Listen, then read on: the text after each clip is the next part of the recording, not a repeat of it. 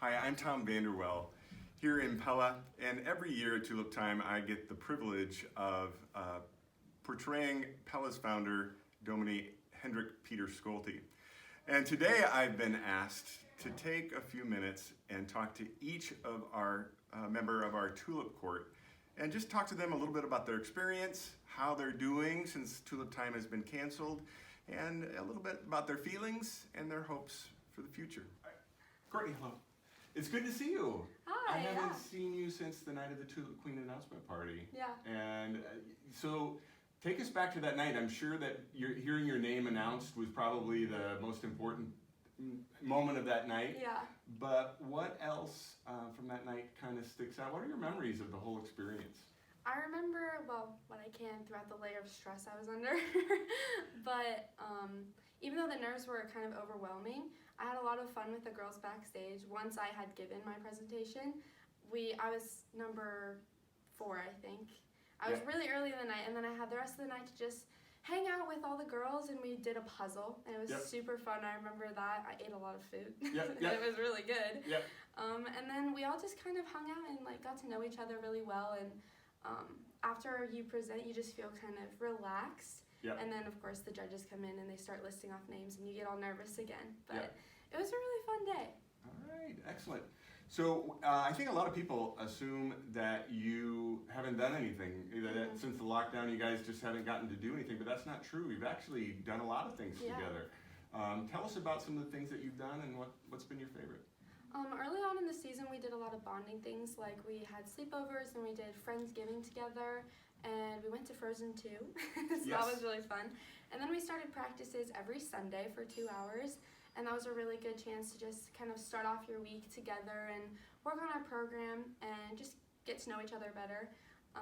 And then we performed for teenagers, that's what it's called, once, and yeah, we only had one performance, but we've also had a lot of chances at the Historical Village to film videos to post online or to just spread cheer and post little songs or pictures here and there, and we've had some photo shoots. So we've had a lot of time to spend together, and of course we're socially distant, but it's just really nice to see each other. Awesome. Well, that's, so that's exciting that all the things that you've gotten to do, and it's nice to know that you've just gotten to spend a lot of time with the other girls. So take us to that moment when you found out that Tulip Time was going to be canceled. Obviously that had to be a difficult moment. Tell us about how you've processed your feelings and just managed. Yeah, so when I got the sad news, I was actually in Hawaii with my family. We had switched our vacation just because we wanted to use the time that we had together to do something, and even though we had to be locked in our hotel room for a little bit of it, it was still really fun and had a lot of family time. But I was actually at the pool and I found out that Tulip Time was canceled, and the first thing I did was I started crying because that's not news anyone wants to hear, but I instantly just started praying with my mom and my dad, and we just kind of took the rest of the day to reflect and at least be thankful for what we did get to get in and all the experiences I did get to have. And since then I've been doing a lot of just praying and reading my Bible and trying to come to terms with that it's in God's plan that we didn't have Tulip Time this year, and that He chose this court for a reason, and that not having Tulip Time was part of the reason. And so yeah, it's not easy news to handle, and I'm not going to say I handled it very well because there were lots of tears, but I think now I've come to peace with it, and I'm just really excited for when we do get to celebrate Tulip Time next year. So do you think that, because this is obviously something that's affected the entire community. We're all dealing with the pandemic and the lockdowns, and do you think that you and the court have had a purpose, a role to play in the community at this moment? I think one of the biggest roles that we have to play right now is just being a role model and being like an ambassador, which is one of the jobs of a Tulip Court member or a Tulip Queen anyways, is to be an ambassador for Pella. But I think right now the world needs a lot of cheer and needs just a smile and a pat on the back, socially distant, if you might say.